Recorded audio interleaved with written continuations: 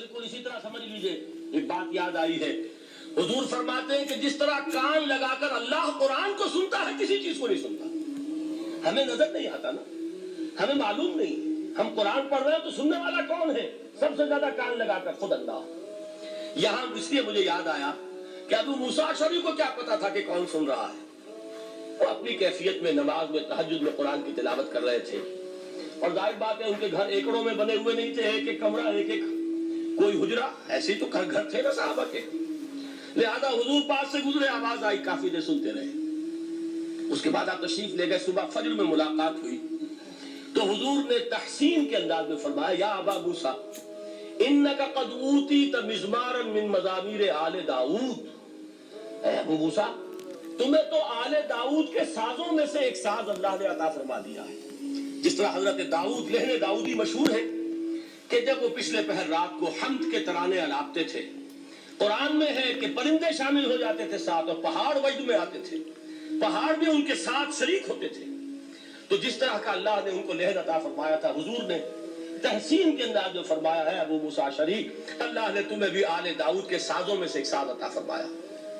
بہرحال قرآن مجید کا جو یہ میوزک ہے، قرآن کے الفاظ کا جو حسن ہے، جہاں تک حسن معنوی ہے وہ تو ہر لفظ میں ہے، لیکن یہ حسن ظاہری، حسن صوتی، حسن لفظی، یہ اپنے کلائمیکس پر آپ کو نظر آئے گا سورہ رحمان میں۔ لیکن قرآن میں یہ سورت اس اعتبار سے بھی ممتاز ہے، اس کی 4 آیات پر ذرا توجہ کریں گے، عجیب حقائق سامنے آئیں گے۔ جہاں یہ قرآن مجید کے حسن صوت اور حسن لفظی کی معراج ہے، وہیں اس کی پہلی 4 آیات میں 4 چوٹی کی چیزوں کا ذکر ہے، سب سے اونچی چیزیں۔ پہلی آیت کیا ہے؟ الرحمن، ایک آیت ہو گئی۔ رحمان کیا ہے؟ اللہ کا نام ہے۔ کبھی آپ نے غور کیا اللہ کے ناموں میں سب سے پیارا نام کون سا ہوگا؟ رحمان۔ کیوں؟ اس کا مادہ کیا ہے؟ رحمت۔ ہمیں سب سے بڑھ کر جس چیز کی ضرورت ہے وہ کیا ہے؟ رحمت خدا بندی۔ نام اچھی طرح سن لیجئے اس حضور کی قول کو۔ حضور فرماتے کوئی شخص جنت میں مجرد اپنے عمل کی بنیاد پر داخل نہیں ہو سکے گا جب تک کہ رحمت خدا بندی دستگیری نہ کرے۔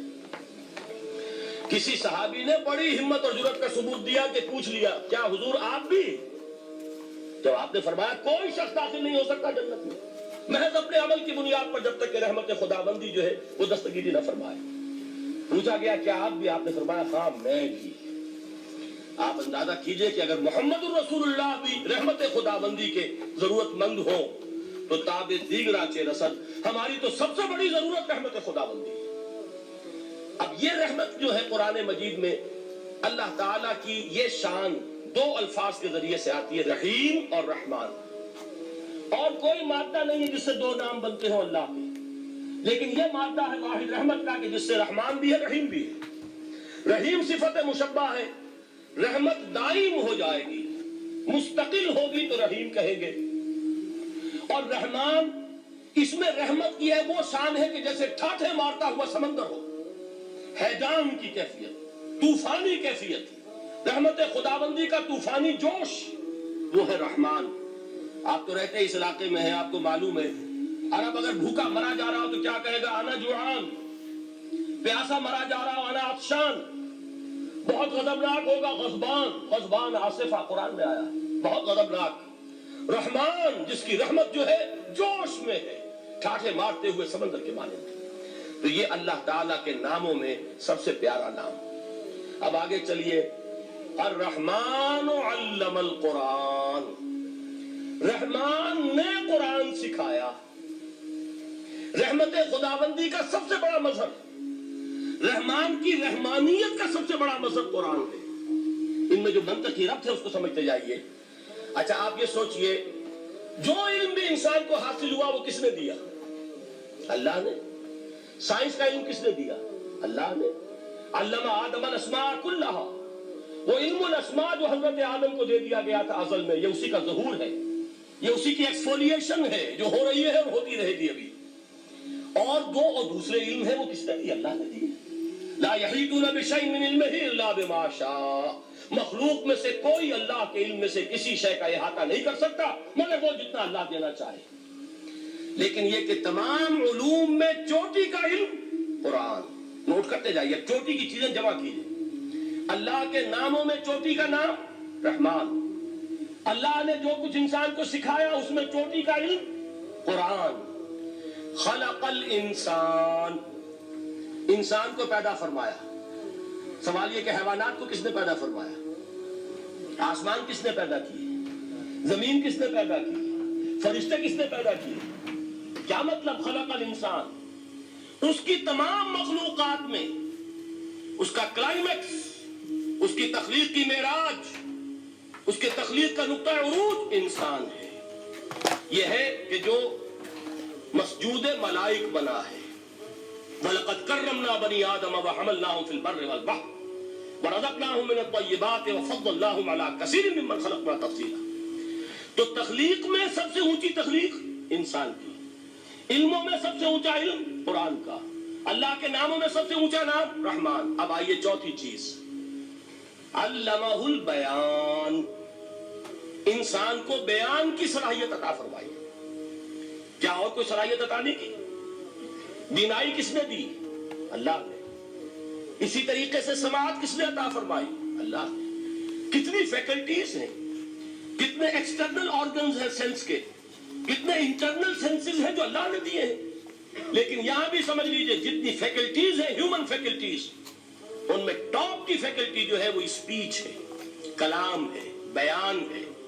جن لوگوں نے میڈیکل سائنس کا مطالعہ کیا ہے وہ جانتے ہیں کہ یہ برین ہے, ہیومن برین, اس برین میں جو وہ اوپر ایک زرد سا مادہ ہوتا ہے, گرے میٹر, اس کی ایک کوٹنگ ہوتی ہے, یہ ہائیسٹ ایوالوڈ فارم ہے. اور اس میں سب سے بڑا رقبہ جو ہے وہ اسپیچ سینٹر کہلاتا ہے. اسی لیے انسان کو حیوان ناطق کہتے ہیں. حیوان کے اور انسان کے مابین امتیاز قائم کیا گیا, نطق, گویائی, بولنا. اب یہ کیا چیز ہوئی؟ انسان کی صلاحیتوں میں سے سب سے اونچی صلاحیت. 4 آیتیں ہو گئی نا. اللہ کے ناموں میں سب سے چوٹی کا نام رحمان. اس نے جو علوم پیدا کیے ان میں چوٹی کا علم قرآن. اس نے جو مخلوقات پیدا فرمائی ان میں چوٹی کی مخلوق انسان. انسان کو جو صلاحیت اور استعدادات عطا فرمائی ان میں چوٹی کی استعداد بیان. جمع کیجئے, نتیجہ کیا نکلے گا؟ وہ نتیجہ ایک حدیث نبوی کی شکل میں سامنے آتا ہے. پہلی حدیث میں نے یہی پڑھی تھی, اس کے راوی کون ہے؟ عثمان ابن عفان. میں حیران ہوتا ہوں وہ قافیہ یہاں بھی موجود ہے, رحمان, قرآن, بیان, انسان, عثمان, عفان. باپ کا نام بھی اسی وزن پر ہے, عثمان ابن عفان. عن عثمان ابن عفان رضی اللہ تعالی عنہ قال قال رسول اللہ صلی اللہ علیہ وسلم. حضرت عثمان شہید مظلوم ذو النورین رضی اللہ تعالی عنہ فرماتے ہیں کہ اللہ کے رسول صلی اللہ علیہ وسلم نے فرمایا, خیرکم من تعلم القرآن وعلمہ. تم میں سے بہترین لوگ وہ ہیں جو قرآن سیکھیں اور سکھائیں. قوت بیان جو تمہاری ٹاپ فیکلٹی ہے, اس کا استعمال کسی گھٹیا کام کے لیے نہیں ہونا چاہیے. دیکھیں اردو میں محاورہ ہے کہ توپ سے مکھی نہیں ماری جاتی. توپ بنائی گئی ہے کسی بڑی شے کے لیے, مکھی مارنے کے لیے توپ استعمال نہیں ہوتی. یہ قوت بیان جو ہے, جو ٹاپ موسٹ فیکلٹی ہے ہیومن, جو فیکلٹیز ہیں ان میں سے, اس کا استعمال بھی ٹاپ موسٹ ہونا چاہیے. قرآن کو بیان کرو. وہ جیسے کہ علامہ اقبال نے کہا ہے, بلکہ غالباً ان کے قبر پر آس پاس جو اشعار لکھے ہوئے ان میں سے ایک یہ بھی ہے, اگر یک قطرہ خونداری اگر مشتے پرے داری بیابامن تو آموزم طریق شاہ بازی را. اگر تمہارے اندر ایک قطرہ بھی خون کا ہے اور مٹھی بھر بھی پر اگر اللہ نے دیے ہیں تو میرے پاس آؤ کہ میں تمہیں شہبازی کے طریقے سکھاؤں. اسی طرح جان لیجئے اگر اللہ نے قوت گویائی عطا فرمائی, اگر اللہ نے تمہیں حیوان ناطق بنایا, اگر اللہ تعالیٰ نے تمہیں یہ صلاحیت عطا فرمائی, اس صلاحیت کا مصرف دنیا کو نہ بناؤ, اس صلاحیت کا مصرف اللہ کے کلام کو پھیلانے پر اس کو صرف کرو.